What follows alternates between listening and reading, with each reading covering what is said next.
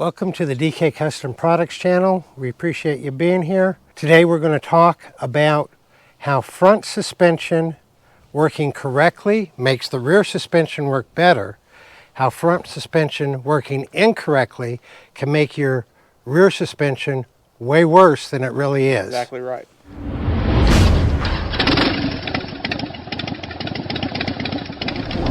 Now, we know a lot of people will attack suspension upgrades. They'll do the rear and maybe leave the front stock, or there's even some people that do the front alone upgraded, leave the rear stock. We're going to go over why that's not the greatest idea to get the most benefit. But before we get into that, we'd appreciate if you guys would like, comment, and subscribe to our channel, because that would really help us out.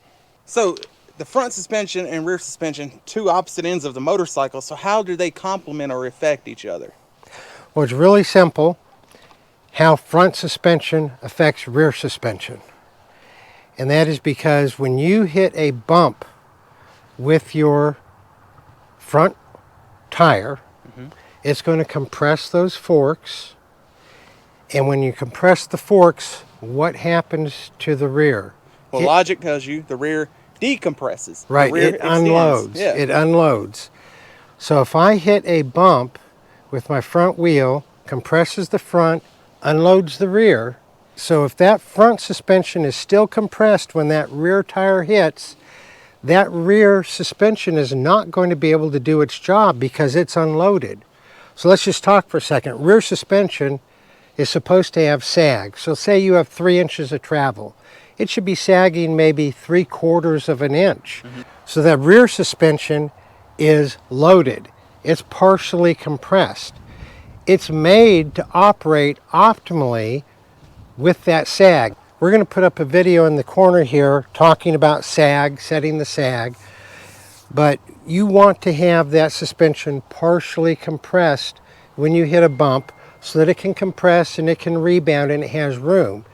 If it's unloaded, if the rear suspension is unloaded, there's no room left for any rebound.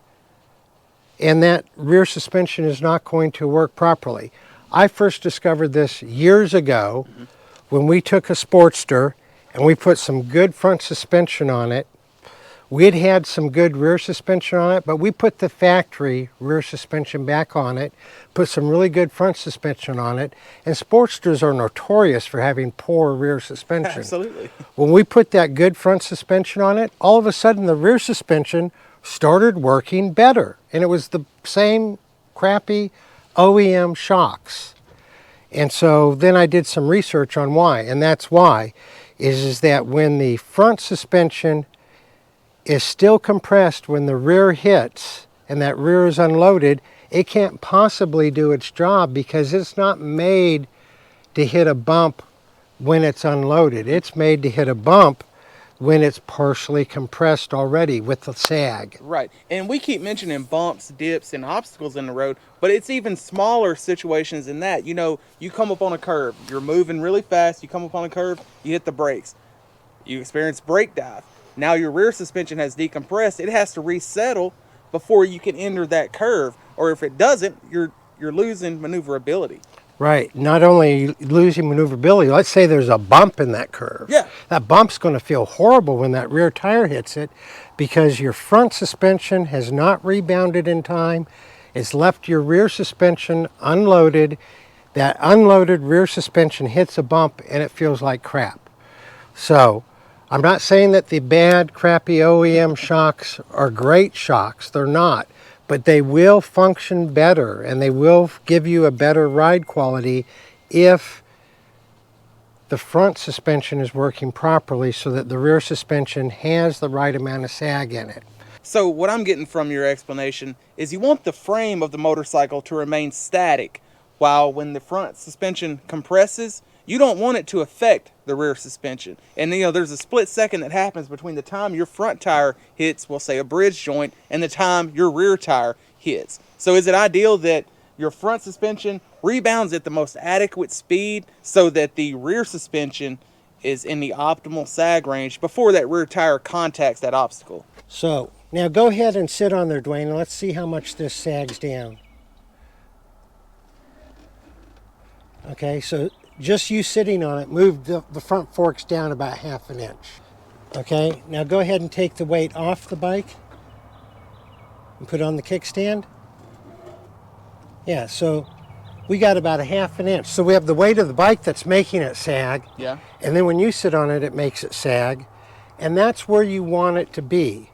Yeah, Now, which isn't the most easy task when you're talking about a hulking, heavy motorcycle like a Harley-Davidson. And a lot of us riders tend to be on the heavy side with passengers and luggage. So suspension tuning is key to overall performance, because if it's out of whack, your ride quality will absolutely noticeably suffer. so what we want to happen, like your question you asked, is when this front tire hits a bump, by the time the rear tire when it hits a bump, it's going to go up. The wheel's going to go up. By the time the rear tire hits that bump, we want the front suspension to have rebounded. Otherwise, what's going to happen is the rear suspension is unloaded and it's not going to give the proper ride. Right, and you want it to rebound at an adequate speed. If it goes too fast, you're going to pogo. Right. If it's too slow, your rear sag is way off and you come bouncing in and out of that curve. Not ideal. So you have to get the rebound speed set where it needs to be. Too fast or too slow, Yeah. not ideal. And we have dynamically adjusting front suspension components. We'll put a video to the intimidators up in the upper left corner. That's what we use 90% of the time to get the front suspension working right so that the rear suspension works better. That's right. So if you guys have any questions, comments, or concerns about anything we explained in this video, leave us a comment below or shoot us an email to support@dkcustomproducts.com. We hope this video was useful. You all ride safe out there.